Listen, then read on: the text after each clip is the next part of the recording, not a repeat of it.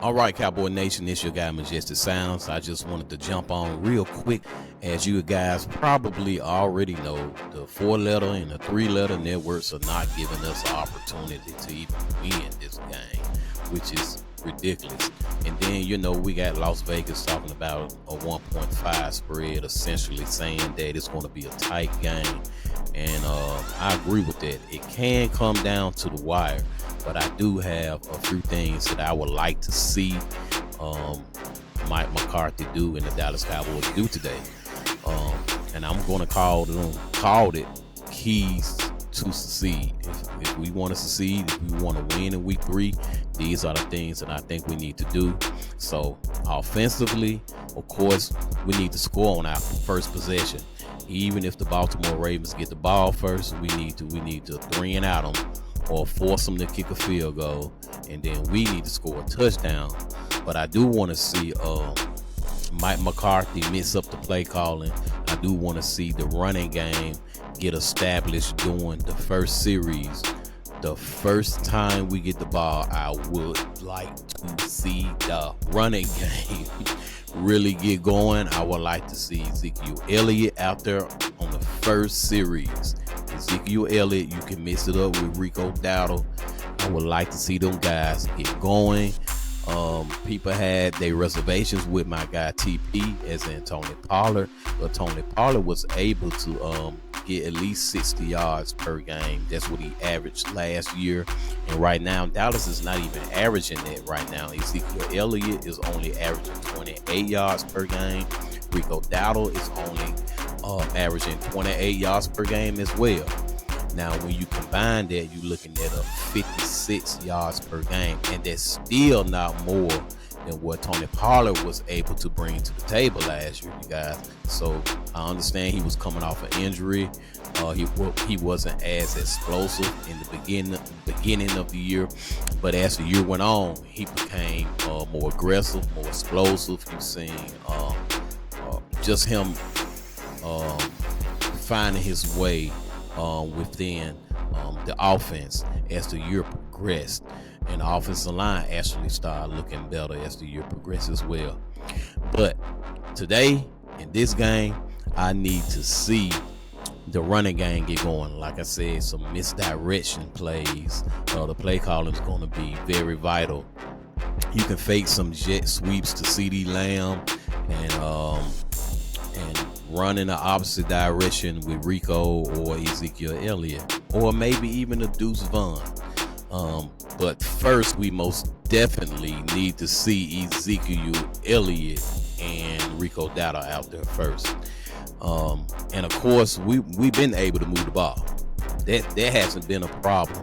The problem is scoring touchdowns. So before we get to the red zone, that's why I say the play calling is going to be critical. Before we get to the red zone, we need to take some shots at the end zone before we get to the red zone. Try to soften up their defense a little bit and make their defense play honestly.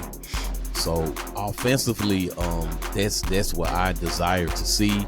Shout out to Brandon Aubrey. Shout out to the whole special teams. We know we got a secret weapon in Brandon Aubrey. We know we got a secret weapon in Cavante Turbin. So I'm looking forward for the special teams to just do what they do week in and week out. Now the defense is going to have a challenging game off top. I'm looking for Mike Zimmer to get this defense back on top. Now the pressure is going to be on the front four, on your linebackers, and on your safeties off top. There's going to be a lot of pressure on them guys. Me personally, my defensive scheme, what I would do and what I would like to see, I would like to see some schemes as far as blitz packages. I would like to see Mike Zimmer dial up the blitz.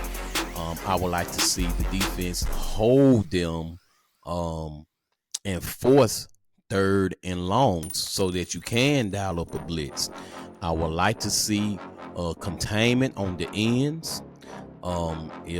If they allow, it depends on the play calling for Baltimore.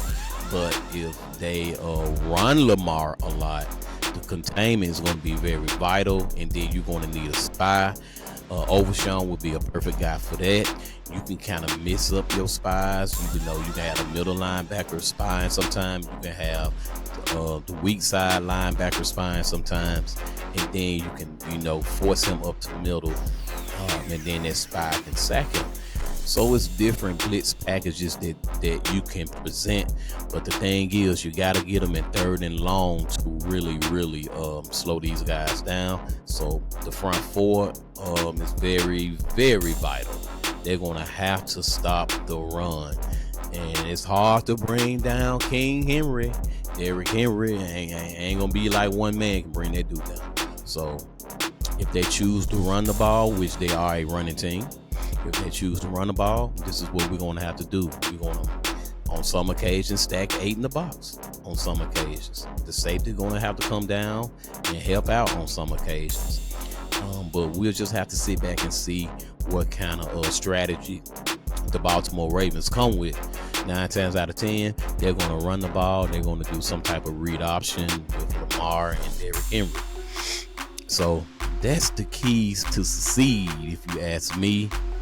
Try to slow down their running game, force them to pass, force them into 3rd and long situations, dial up the blitz when you are in the 3rd and long situation.